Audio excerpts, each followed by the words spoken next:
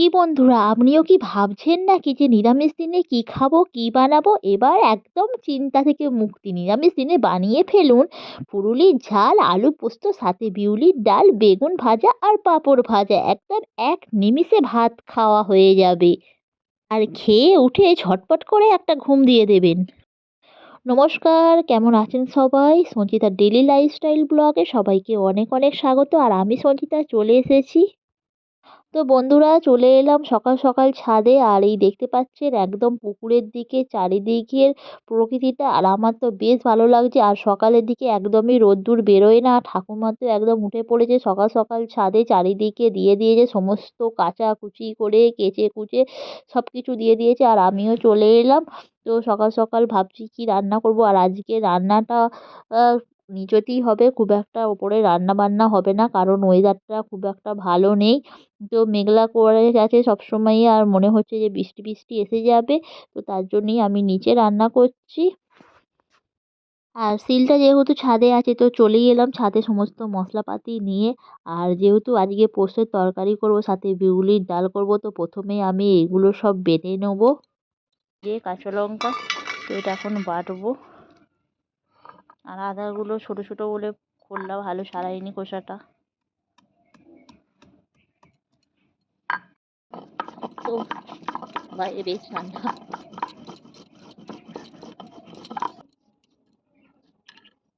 তো হয়ে গেল আমার বিউলির ডালের মশলাটা। আর এই যে ওখানে পোস্তটা বেটে নেবো। বেশ বাবা, কি পোস্ত আর কাঁচা লঙ্কা, আলু পোস্ত দেবো বলে।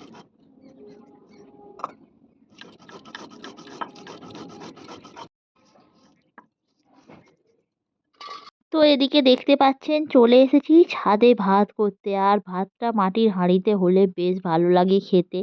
আর যেহেতু ছাদে মানে শীতের সকাল, ভাত একদমই ঠান্ডা খাওয়া যায় না। আর এই বেলার দিকে একটু মাটির হাঁড়িতে ভাত করে নেওয়া হয়।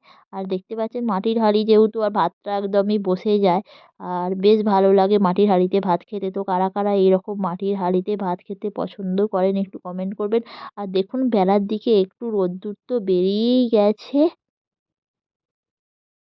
পাঁপড়, এবার পাঁপড়টাকে ফোল্ড করে দেবো।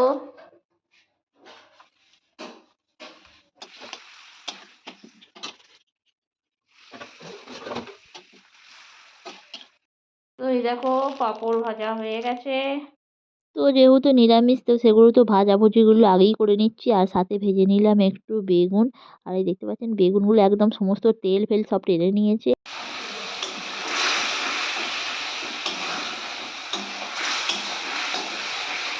তো যেহেতু বিউলির ডাল হবে, তো বিউলির ডালের জন্য মশলাটা আমি দেখুন ভালোভাবে কষিয়ে নিচ্ছি। আর ডালটা তো সিদ্ধ করাই ছিল। তো আমি এবার ঢেলে দিলাম ডালটা।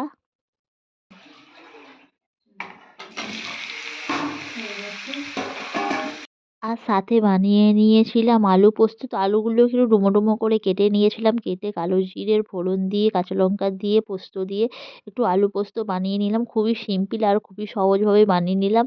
কোনো বেশি কিছু উপকরণ নয়, একদম খুব কম খাটুনিতে আলু পোস্ত, বিউলির ডাল, পাঁপড় ভাজা, বেগুন ভাজা, সাথে ফুলুরির ঝাল।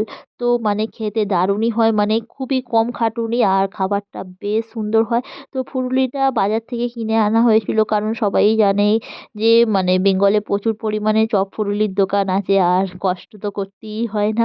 ফুলুরি তো সকাল বিকাল সবসময় মানে পাওয়া যায়। তো তার জন্য মানে ফুলুরিটা কেনা হয়েছিল, আর কিনে একটু ঝাল বানিয়ে নিয়েছিলাম। আর খেতে বেশ খুব স্বাদ হয়েছিল। আর এই ফুলুরির ঝাল খেতে দারুণ লাগে। ছোটোবেলায় তো ফুলুরির ঝাল প্রচুর পরিমাণে খেয়েছি।